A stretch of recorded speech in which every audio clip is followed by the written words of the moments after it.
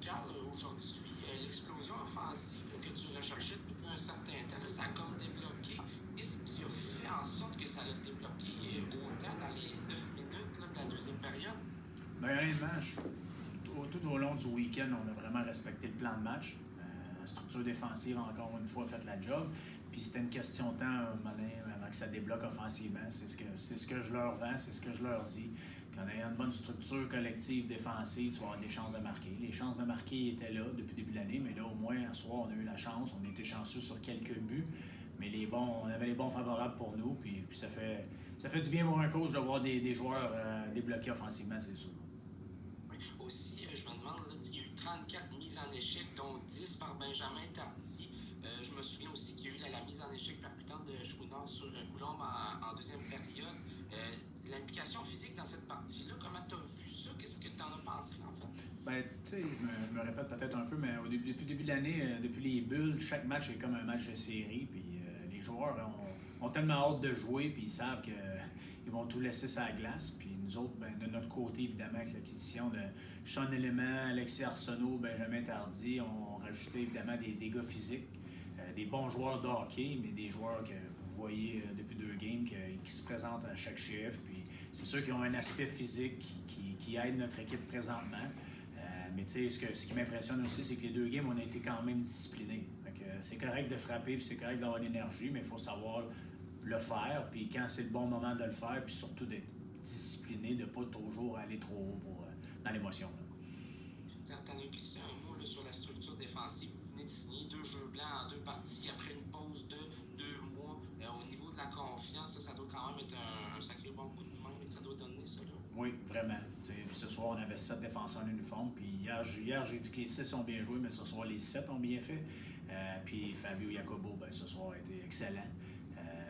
Ils ont eu, je l'ai dit hier, nos gardiens de but ont eu 2-3 bonnes semaines d'entraînement. Sébastien Charpentier prend beaucoup de temps avec eux présentement. On fait du surplus, puis ça paye présentement. Ils ont été excellents ce week-end. Mais encore là, on est bon aussi pour récupérer les retours. Les gardiens semblent voir les rondelles aussi. Donc, nos défenseurs font vraiment des bons box-out. Donc, c'est très positif. Super. Puis ma dernière question, ça concerne le fait que là, vous allez avoir comme une semaine de congé, là, si on veut. Après ça, ça va être la bulle à Chicoute. Comment tu vois la suite des choses? Ça va être quand même assez intense, encore une fois, cette bulle-là. Là. Il faut continuer à faire ce qu'on fait présentement depuis le retour, depuis le 4 janvier. On va avoir des bons entraînements. Le niveau d'entraînement a monté, c'est sûr. Plus de patins, plus d'exercices durs pour le cardio, mais c'est sûr que là, présentement, je sens mon équipe en forme. On vient de jouer 2-2 après 2 mois d'absence. Puis j'ai senti qu'on avait de l'énergie ce soir aussi pendant 60 minutes. Donc ça, c'est bon signe. Ça va être la même structure. Continuer à peaufiner nos affaires, nos jeux d'ensemble. Et puis, ben, on va aller à Chicoutimi avec le désir de gagner le plus de matchs possible, c'est sûr. Tu passes un bel tour pour moi. Merci, Carl. Merci.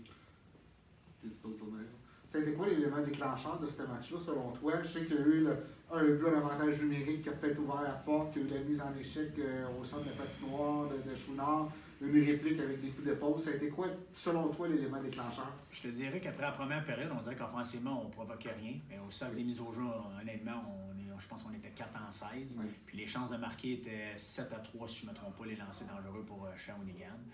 Après la première période, on a parlé. Mais ce que j'ai aimé, c'est qu'on a resté calme dans tout ça. Puis, tu sais, je trouvais pas qu'on avait un mauvais match. Mais en deuxième période, on a pris le dessus ici, évidemment, avec le but de Sean Element qui nous a mis en confiance sur l'avantage numérique. Puis par la suite, ben, je chantais le banc énergique, le banc qui était confiant. Donc, l'élément déclencheur, c'est le but à Sean Element. Tu as parlé du calme, là, 2 volets. Qui amène ce calme-là?